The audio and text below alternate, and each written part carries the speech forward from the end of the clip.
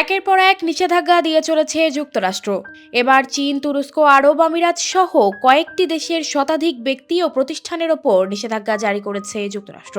ইউক্রেনে যুদ্ধ চালিয়ে যেতে রাশিয়া অস্ত্র সংগ্রহের যে নেটওয়ার্ক গড়ে তুলেছে তাতে বাধা দিতেই এই নিষেধাজ্ঞা জারি করা হয়েছে বলে জানিয়েছে ওয়াশিংটন। মঙ্গলবার মার্কিন অর্থ মন্ত্রণালয় ও পররাষ্ট্র মন্ত্রণালয় নিষেধাজ্ঞা ঘোষণা করে। এতে বলা হয়, তৃতীয় পক্ষ হিসেবে যারা ইউক্রেনে রাশিয়ার আক্রমণে বিভিন্নভাবে সহায়তা করেছে তাদেরও অন্তর্ভুক্ত করা হয়েছে। পররাষ্ট্র দপ্তরের এক বিবৃতিতে বলা হয়েছে, নতুন এই নিষেধাজ্ঞার আওতায় রয়েছে রাশিয়ার বিভিন্ন শিল্পে পণ্য ও সেবা সরবরাহের মাধ্যমে ইউক্রেন যুদ্ধে দেশটির শক্তিমত্তা বাড়ানো ব্যক্তি ও প্রতিষ্ঠানগুলো।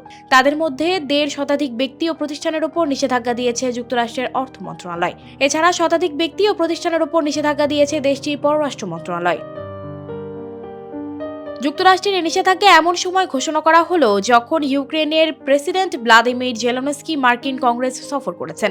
একই সঙ্গে রাশিয়ার বিরুদ্ধে লড়াই করতে ইউক্রেনে আরও সামরিক সহায়তা পাঠানোর লক্ষ্যে জোর তৎপরতা চালিয়ে যাচ্ছে হোয়াইট হাউস। বার্তা সংস্থা এপি বলছে, তুরস্ক ও আরব আমিরাতের একাধিক প্রতিষ্ঠানও নিষেধাজ্ঞার আওতায় রয়েছে।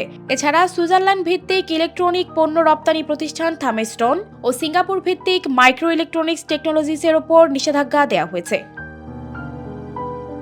নিষেধাজ্ঞা পাওয়া একটি নেটওয়ার্ক চীন, রাশিয়া, হংকং ও পাকিস্তান ভিত্তিক। এই নেটওয়ার্কের বিরুদ্ধে অভিযোগ, তারা চীনের তৈরি অস্ত্র ও প্রযুক্তি রাশিয়ায় সরবরাহ করেছে।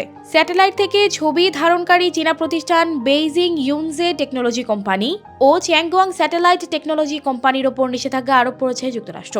দেশটির অর্থ মন্ত্রণালয় বলছে, দুটি প্রতিষ্ঠানই ভাড়াটে যোদ্ধা সরবরাহকারী রুশ প্রতিষ্ঠান ভাগনার গ্রুপকে উচ্চমানের স্যাটেলাইট ছবি সরবরাহ করেছে।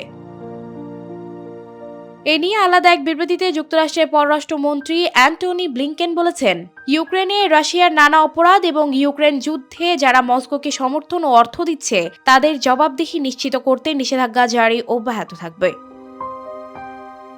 সানজিদা রহমান, প্রবাস খবর।